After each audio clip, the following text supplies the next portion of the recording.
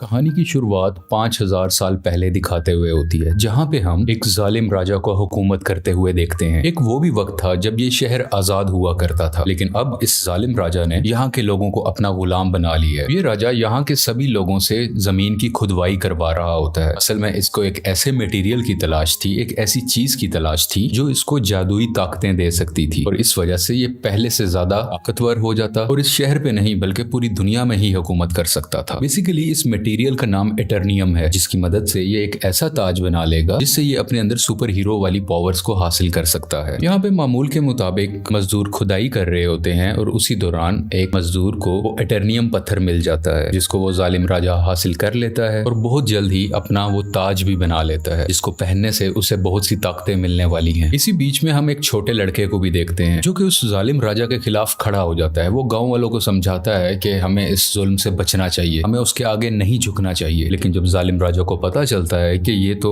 मेरे खिलाफ खड़ा हो रहा है, तो वो उसे मारने का हुक्म दे देता है। और जैसे ही उसको मारा जा रहा होता है तो वो लड़का एकदम से गायब हो जाता है और एक ऐसी जगह पे आ जाता है जहाँ पे बहुत से देवता बैठे हुए थे। ये 6 गॉड्स या देवता इस बच्चे को कहते हैं कि तुमने हिम्मत की, हमें बहुत अच्छा लगा, इसलिए हम तुम्हें एक ऐसी पावर देने जा रहे हैं जिससे तुम एक लफ्ज शज़ाम बोलोगे तो तुम्हारे अंदर हम सब की पावर्स आ जाएंगी और तुम इतने ताकतवर बन जाओगे कि तुम आराम से उस जालिम राजा को हरा सकते हो। ये छोटा लड़का करता भी ऐसे है, वो शज़ाम बोलता है और बहुत ज्यादा पावरफुल बन जाता है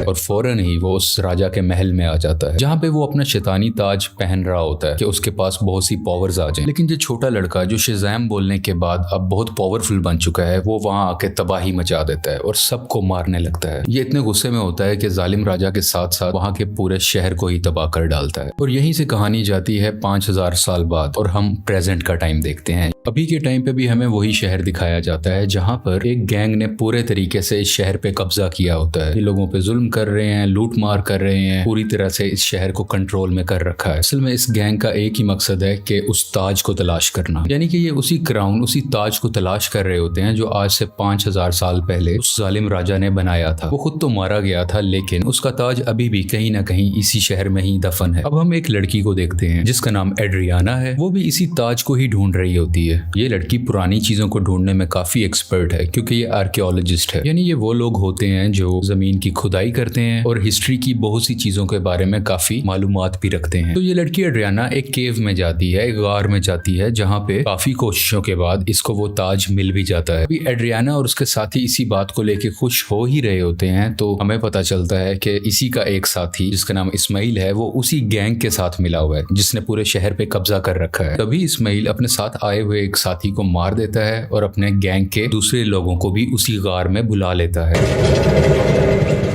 अब लोग इसकी तरफ गन पॉइंट करते हैं और उसे कहते हैं कि एड्रियाना, हमें तुम वो ताज दे दो। तभी ये लड़की नीचे देखती है और वहां पे कुछ वर्ड्स लिखे होते हैं। जब ये उसे पढ़ती है तो इसके मुंह से निकल जाता है शज़ाम। ये लफ्ज बोलते ही वहां पे ब्लैक एडम आ जाता है और वहां पे आए हुए सब गुंडों को मारने लगता है। इतना मारता है कि वहां पे कोई भी नहीं बच पाता। जबकि रही बात इस्माइल की, जो गुंडों के साथ मिला हुआ था, वो वहां पे मरने का नाटक करता है, इसलिए उसकी जान यहाँ पे बच जाती है। क्योंकि एड्रियाना ने ब्लैक एडम को जिंदा किया होता है, दोबारा से जगाया होता है, तो वो उसको कुछ भी नहीं कहता। अभी ब्लैक एडम वहीं पर होता है कि गैंग के कुछ और लोग आ जाते हैं और उस पर एक स्पेशल वेपन से अटैक करते हैं। ये वेपन उसी एटर्नियम मटेरियल से बना होता है जिसकी मदद से वो ताज भी बना था। और जैसे ही ये मिसाइल ब्लैक एडम को लगता है तो उसे वाकई दर्द महसूस होती है। ब्लैक एडम उस मारने वाले गुंडे की तो जान ले लेता है, लेकिन उस रॉकेट या उस छोटे से मिसाइल के लगने की वजह से खुद भी बेहोश हो जाता है। तो हमें यहाँ पे ये पता चलता है कि एटर्नियम ऐसा मटेरियल है जो ब्लैक एडम की कमजोरी है और इसी मटेरियल से ब्लैक एडम को मारा भी जा सकता है। तो ये देखते हुए एड्रियाना काफी परेशान हो जाती है और वो ब्लैक एडम को अपने घर ले जाती है। जैसे ही ब्लैक एडम को होश आता है तो वो यहाँ पे एड्रियाना के बेटे से मिलता है। ये बच्चा ब्लैक एडम को कहता है कि आप 5000 साल से उस गार के अंदर बंद थे, अब क्योंकि हमारा शहर गुलामी बसर कर रहा है, वो गैंग हमें जीने नहीं दे रहा, तो आप हमारे लिए एक मसीहा बन के आए हो, आप ही हमारे शहर को उस गैंग से बचाओगे। ब्लैक एडम को यहाँ पे कोई फर्क नहीं पड़ता। वो कहता है कि आज से 5000 साल पहले ये मेरा शहर हुआ करता था, अब यहाँ पे सब कुछ बदल चुका है, तो इस शहर को बचाने के लिए मैं रिस्पॉन्सिबल नहीं हूँ, मुझे इस शहर और यहाँ के लोगों से कोई मतलब नहीं है। और ये बात कहते ही वो घर से बाहर आ जाता है और शहर में फिरने लगता है और शहर को देखने लगता है। इसके बाद हम एक फीमेल लीडर को देखते हैं जिसका काम इस दुनिया में आने वाले सुपर हीरो और सुपर विलन्स को रोकना होता है। दुनिया में ऐसे हालात रखने होते हैं जिसकी वजह से आम लोगों को कोई मुश्किल ना आए और हमारी जमीन को भी कोई खतरा ना हो। वो यहाँ पे एक सुपर हीरो हॉकमैन से बात कर रही होती हैं। कहती हैं कि ब्लैक एडम अब वापस आ चुका है और उसे अगर रोका ना गया वो पहले की तरह इस बार भी बहुत ज्यादा तबाही मचा सकता है, और वो अगर पागल हो गया, वो गुस्से में आ गया, तो उसको रोकना लगभग नामुमकिन है। हॉकमैन इस चीज के लिए राजी हो जाते हैं और अपनी टीम इकट्ठी करते हैं जिसमें और भी बहुत से सुपर हीरोज शामिल होते हैं और सब मिलकर ब्लैक एडम को पकड़ने के लिए निकल जाते हैं। दूसरी तरफ उस गैंग के कुछ लोग एड्रियाना के घर पहुंच जाते हैं क्योंकि उन्हें पता था वो ताज अभी भी उसी के पास है, तो वो ताज लेने ही गए थे। और जैसे ही वो लोग एड्रियाना की फैमिली पे हमला करने वाले होते हैं तो ब्लैक एडम्स वहां पे उनको बचाता है और उस गैंग के लोगों को एक बार फिर से मार डालता है।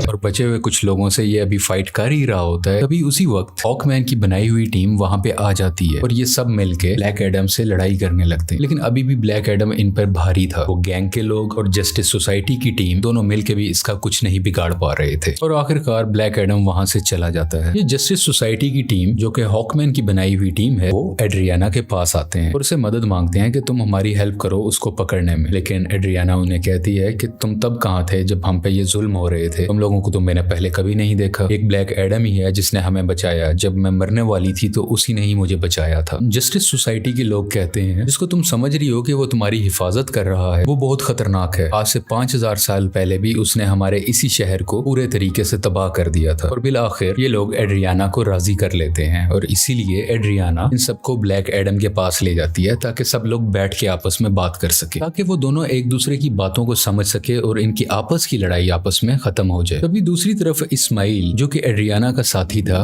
वो उसके घर में एंटर हो जाता है ताकि वो ताज वहां से ढूंढ सके और उसका इस्तेमाल अपने लिए कर सके। लेकिन जब उसे वो ताज नहीं मिलता तो वो गुस्से में एड्रियाना के बेटे को उठा के अपने साथ ही ले जाता है। यहाँ काफी चालाकी से इसका बेटा अपनी मदर यानी एड्रियाना को फोन कर देता है और सब कुछ बता देता है कि मुझे किडनैप कर लिया गया है, मुझे इस्माइल ने ही किडनैप किया है। ये सुन के ये काफी परेशान हो जाती है, इसलिए ये जस्टिस सोसाइटी और ब्लैक एडम से हेल्प मांगती है, मेरे बेटे को वापस लाने में मेरी मदद करो। और ये दोनों राजी भी हो जाते हैं और मिलकर उसके बेटे को ढूंढने लगते हैं। यहीं पर हॉकमैन उस गैंग के 2 आदमियों को पकड़ लेता है और मार के पूछने पे उसे पता चलता है कि इस्माइल कहाँ पे है।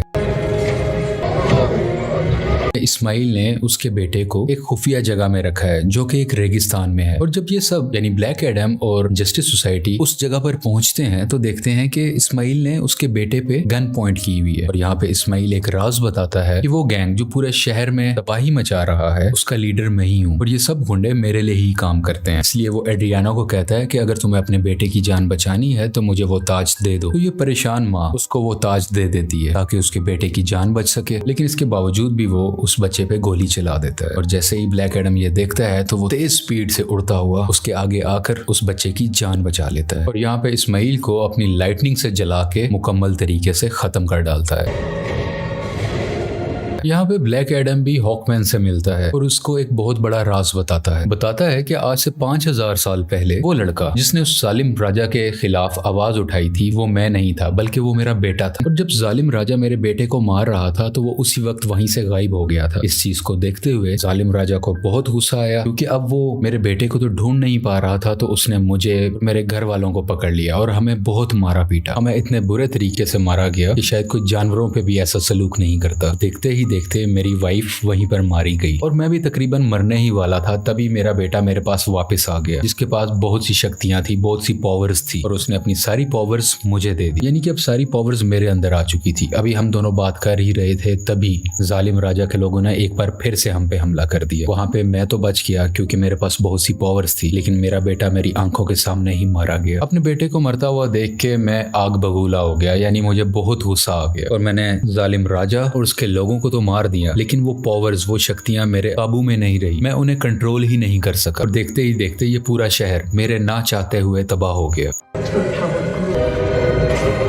मेरा ऐसा करने की वजह से उन देवताओं ने, जिन्होंने मेरे बेटे को शक्ति दी और वो शक्ति अब मेरे पास है, वो बहुत नाराज हो चुके थे कि मैंने अपनी पावर का मिसयूज किया है, मैंने अपनी पावर को कंट्रोल में नहीं रखा। इसीलिए उन्होंने मुझे उस केव में बंद कर रखा और मैं कई हजार साल तक उस केव, उस गार के अंदर बंद रहा। जब एड्रियाना ने आके नाम लिया तो मैं एक बार दोबारा से जिंदा हो गया। यहाँ पे ब्लैक एडम को अभी भी बहुत अफसोस होता है कि उसकी वजह से पहले भी बहुत ज्यादा तबाही मची और अब भी बहुत ज्यादा तबाही मची है, बहुत से लोग मारे गए। ये वो हॉकमैन को कहता है कि मैं सरेंडर करना चाहता हूँ, मैं अपनी पावर्स को खत्म करके तुम लोगों के हवाले करना चाहता हूँ ताकि मेरी वजह से किसी को कोई नुकसान ना पहुंचे। इसके बाद ब्लैक एडम शज़ैम का वर्ड बोलता है, जिससे वो वापस से अपनी एक नॉर्मल फॉर्म में आ जाता है, यानी वो एक नॉर्मल इंसान बन जाता है जिसके पास इस वक्त सुपर पावर्स नहीं है। और जब तक ये दोबारा शज़ैम नहीं बोलेगा तब तक ये वापस से ब्लैक एडम नहीं बन सकता। इसलिए ये इनसे रिक्वेस्ट भी करता है, तुम मेरे साथ कुछ ऐसा करो कि मैं दोबारा से ये वर्ल्ड बोल ही ना सकूं। आखिरकार ब्लैक एडम को पानी के अंदर डाल दिया जाता है और उसके मुंह में एक ऐसी डिवाइस लगा दी जाती है जिस वजह से ये बोल ही ना पाए। ये एक छोटी सी जेल होती है जिसमें ब्लैक एडम को बंद कर दिया जाता है। दूसरी तरफ हमें इस्माइल को दिखाया जाता है जो कि मर चुका था और अब वो हेल के अंदर आ गया है। इस्माइल को एक बात शुरू से पता थी कि अगर वो उस ताज की ताकत को हासिल करना चाहता है तो उसका तरीका ये है कि उसको वो ताज अपने हाथ में पकड़ना होगा और उसी वक्त कोई ना कोई उसको मारे ताकि वो मर के हेल में आ जाए, यानी कि जहन्नुम में आ जाए और वो हेल के डीमन से यहाँ पे मिल सके जिनसे वो पावर हासिल कर सके। ये सारी बातें इस्माइल शुरू से ही जानता था, इसीलिए उसने ब्लैक एडम को उकसाया कि मैं जैसे ही एड्रियाना के बेटे को मारूंगा ब्लैक एडम आके उसे बचाएगा और मुझे मार डालेगा और उसी वक्त ताज भी उसके हाथ में ही था। ये सब बातें ये शुरू से जानता था और सब कुछ इसके प्लान के मुताबिक ही हो रहा था। यहाँ हेल के डीमंस इस्माइल से मिलते हैं और उसको अपनी पावर्स दे देते। पहले जैसा इंसान नहीं था, ये सबाक बन चुका होता है। ये इन पावर्स के साथ इस दुनिया में आ जाता है और हर तरफ तबाही मचाने लगता है। जैसे ही जस्टिस सोसाइटी को इसके बारे में पता चलता है तो वो इसके मुकाबले के लिए इसके सामने आते हैं। यहाँ पे काफी देर लड़ाई चलती रहती है, लेकिन सबाक क्योंकि बहुत ज्यादा पावरफुल था, ये सब मिल के भी उसको नहीं रोक पा रहे थे।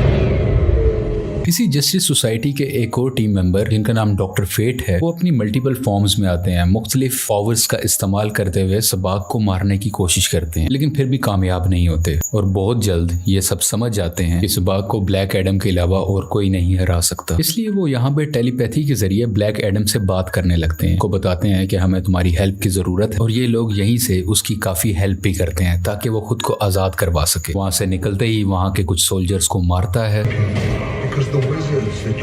पानी से बाहर आता है और बाहर आते ही सीधा शज़ैम बोलता है, जिसकी वजह से उसको ब्लैक एडम्स की पावर मिल जाती है और बगैर वक्त ज़ाया किए सबाक के पास जाने लगता है। दूसरी तरफ जस्टिस सोसाइटी के लोग अभी भी सबाक से लड़ रहे होते हैं और इसी दौरान उनका एक साथी डॉक्टर फेट वहीं पर अपनी जान से हाथ धो बैठते हैं, यानी कि मारे जाते हैं। हॉकमैन भी काफी ज्यादा सबाक से लड़ रहे होते हैं, लेकिन इनकी कोशिशें कुछ ज्यादा कामयाब नहीं होती। लेकिन अच्छा तो तब होता है कि उसी वक्त वहां पे ब्लैक एडम भी आ जाता है और अब ब्लैक एडम और सबाक की काफी लड़ाई होती है। ये फाइट काफी टक्कर की थी, लेकिन वक्त के साथ ऐसा लग रहा था कि सिर्फ ब्लैक एडम ही है जो सबाक को हरा सकता है। और कुछ ही देर के बाद ब्लैक एडम सबाक के सर को पकड़ के उसके 2 हिस्से कर डालता है और उसको मुकम्मल तरीके से फाड़ कर आखिरकार सबाक की जान ले लेता है। इसी वजह से सबाक की मौत हो जाती है और सब कुछ सुकून में आ जाता है, सब कुछ ठीक होने लगता है। शहर के लोग ब्लैक एडम को अपना मसीहा मानने लगते हैं। वो सब इस बात को मान लेते हैं कि ब्लैक एडम ने हमें और हमारे शहर को बचाया है। इसके बाद हम उसी लेडी को देखते हैं जिसने जस्टिस सोसाइटी की टीम को बनाया होता है ताकि वो ब्लैक एडम को रोक सके। वो यहाँ पे ब्लैक एडम को कहती है कि ठीक है, तुम्हें जो करना है वो करो, लेकिन तुम अपने इस शहर से ना निकलना। तुम इस शहर के लोगों के मसीहा बनो, उनका ख्याल रखो, गार्डियन बनो, मुझे उसे परवाह नहीं है, लेकिन अपने इस शहर से तुमने नहीं निकलना, क्योंकि अगर तुम इस शहर से बाहर आए तो तुम्हारे लिए अच्छा नहीं होगा। यहाँ पे ब्लैक एडम बैठा उसको देखता है और कहता है कि मुझ पे कोई हुक्म नहीं चला सकता और उसका जब भी कुछ भी करने को दिल करेगा वो अपनी ही मर्जी करेगा। लेकिन तभी वो लेडी बोलती है, हाँ शायद तुम ठीक कह रहे हो, तुम्हें इस दुनिया में रहने वाला तो शायद कोई नहीं रोक सकता, लेकिन मैं किसी ऐसे को जानती हूँ जो हमारी दुनिया से नहीं है। और ब्लैक एडम को गुस्सा आता है और वो स्क्रीन को ही तोड़ देता है जिससे वो लेडी बात कर रही थी। स्क्रीन के टूटने से हर तरफ धुआं ही धुआं होने लगता है और तभी उस धुएं से बाहर आता है सुपरमैन और वो ब्लैक एडम को कहता है कि हमें शायद बैठ के बात करनी चाहिए। और यहाँ पे सुपरमैन के ये कहते ही इस मूवी की कहानी यहीं पे खत्म हो जाती है।